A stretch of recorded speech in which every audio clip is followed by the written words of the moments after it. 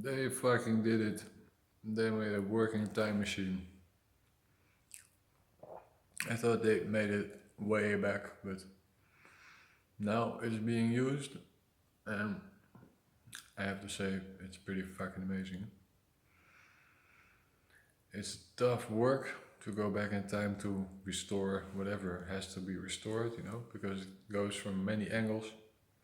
You think you're speaking with one person, but you're actually speaking with maybe 3 or 4 persons even at the same time.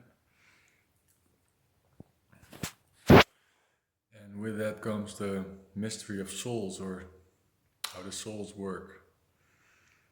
And in my whole journey from last night, I felt so much myself, so much pure and so much driven to go through this process of time travel, that I wish more of it, because I believe it's good for me and good for others.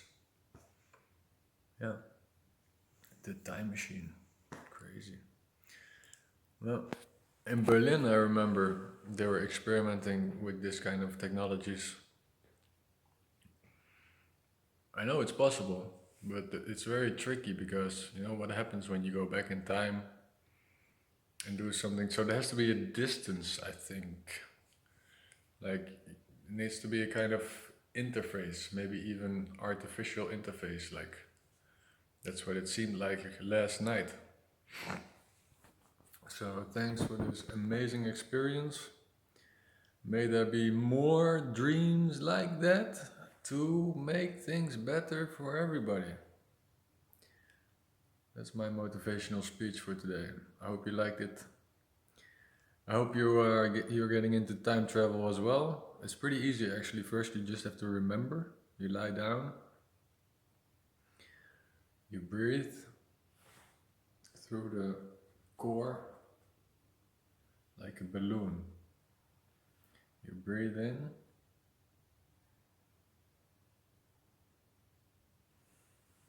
Out. And you just do this as long as you need to completely relax. Make sure you don't eat too much shit, smoke too much, and think a little bit about your diet. Otherwise, you wake up, you're drowsy. At least for me, I wake up drowsy, like, oh, bleh, fuck off. I need to wake up at one point. So, there's some tips.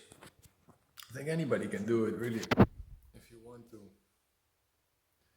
Pick a right memory, pick a right spot, or let your mind lead you. Let the science lead you, like I did. And it was even prepared. I was listening to the guys working here who were speaking about certain people in my life. Like they were preparing this journey, this experiment. Because they were talking about very specific people in my life that had a big impact on me and maybe others as well. Because it's like a big web, like a web of creation, you can say. And if my family ties are restored, that means that other family ties can be restored. And like this, we can heal bit by bit, maybe even the whole universe. No matter how outrageous it might sound. But yeah, I found it very interesting that the guys working here were talking about that. I was picking up on the names and maybe even the whys.